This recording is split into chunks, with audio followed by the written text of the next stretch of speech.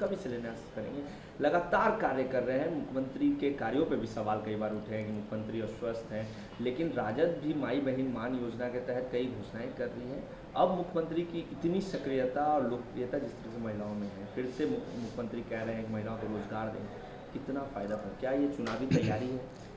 2024 के लोकसभा चुनाव के चुनाव परिणाम ने साबित कर दिया कि नीतीश कुमार जी को महिलाएं सबसे ज़्यादा वोट देती हैं।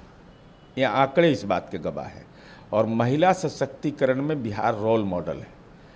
और बदलते दौर में नीतीश कुमार जी ने जो महिलाओं के सशक्तिकरण के लिए 7 निश्चय पार्ट 1, 2 में तो काम किया ही, इसके अलावा सामाजिक सुरक्षा पेंशन का एक बड़ा हिस्सेदार महिलाएं हुए, तो महिलाओं को उसका लाभ मिला।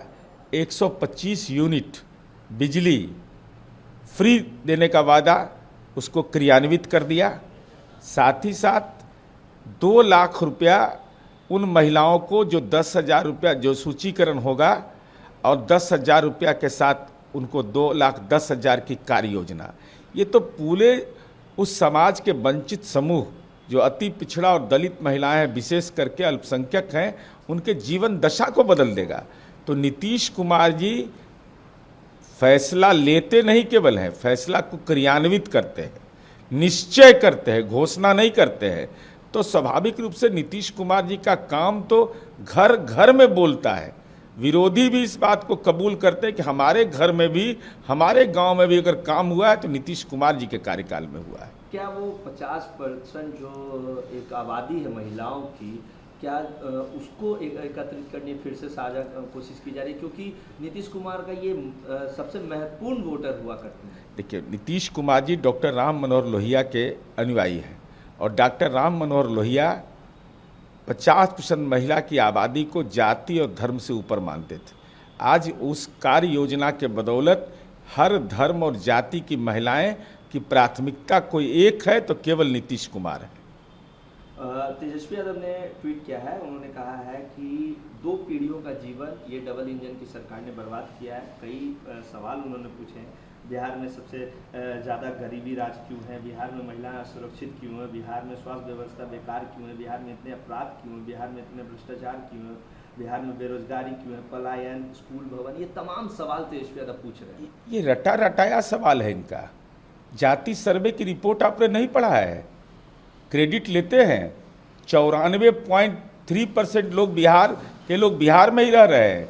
आपने कैसे कह दिया कि बिहार के लोग पलायन कर गए? अरे पलायन का दौर वह था जो खौफ के दौर में लोग पलायन किए थे। आज अगर अवसर के लिए कोई पढ़ने के लिए विदेश जा रहा है, और कौन ऐसा राज्य है जहाँ के लोग विदेश नहीं जाते हैं, दिल्ली विश्वविद्यालय में पढ़ने के लिए नहीं आते हैं? जिसकी जो नियति होती है, और भ्रष्टाचार पर आप चर्चा करते तो कराह उठता है मन। अरे जननायक कर्पूरी ठाकुर की उपाधि को तो आपने स्वयं ग्रहण कर लिया, इस पर भी नजरिया साफ करिए।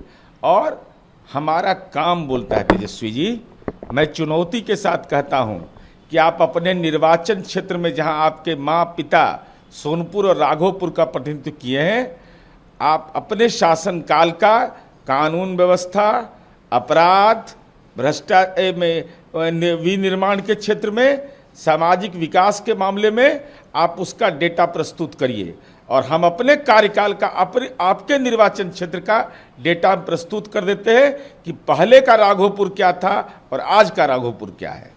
रात्रि में डांस भी कर रहे हैं और एक तरफ सवाल उठा रहे हैं। अब देखिए, वो तो उनके निजी जीवन का फैसला है। मुझे यह लगता है कि वो रिलैक्सेशन के लिए गए, इसलिए कि बहुत तनाव में होंगे, कि बड़ी जतन से मेहनत किया राहुल जी आपके लिए, लेकिन राहुल जी ने नेता मानने से इनकार कर दिया। लेकिन दुखद बात मुझे यह लगा कि वह जननायक कर्पूरी ठाकुर के चेयर पर आप बैठते हैं, आपके पास फार्म हाउस है, इतना बड़ा बंगला, सरकारी बंगला है, अपने परिजनों के साथ वो काम करते हैं, और आप कानून व्यवस्था का भी सवाल उठाते हैं।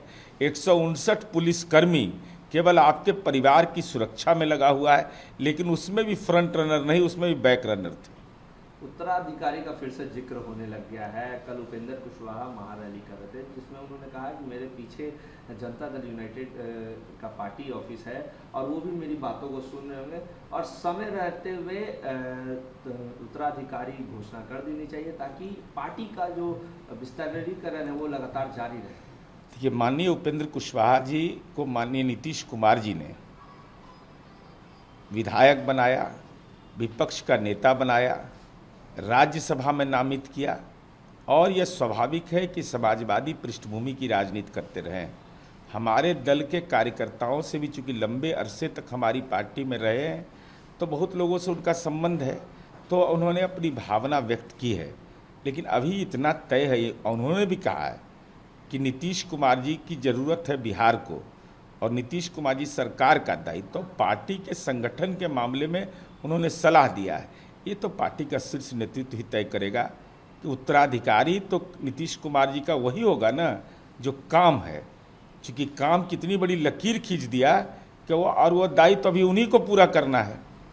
तो अब संगठन का दायित्व कौन तय क्या होगा उस संबंध में तो माननीय नीतीश कुमार जी को फैसला लेना है और पार्टी के सर्वमान्य नेता वही हैं, हर कार्यकर्ता के दिल में वही बसते हैं। लेकिन बार बार उत्तराधिकारी का वो जिक्र करते हैं, क्या नीतीश कुमार की लोकप्रियता सच में कम हो रही है? नहीं, वो चाह रहे कि समय रहते नीतीश कुमार की जगह उनके बेटे निशांत आ जाए। उनका कथन यह है कि मुख्यमंत्री के रूप में तो आपकी जरूरत बिहार को है, पार्टी संगठन में, यह हमारा अंदरूनी मामला है, पार्टी संगठन के बारे में वह सलाह दे रहे हैं, तो हमारा अंदरूनी मामला है, हम क्या तय करेंगे तो पार्टी तय करेगी।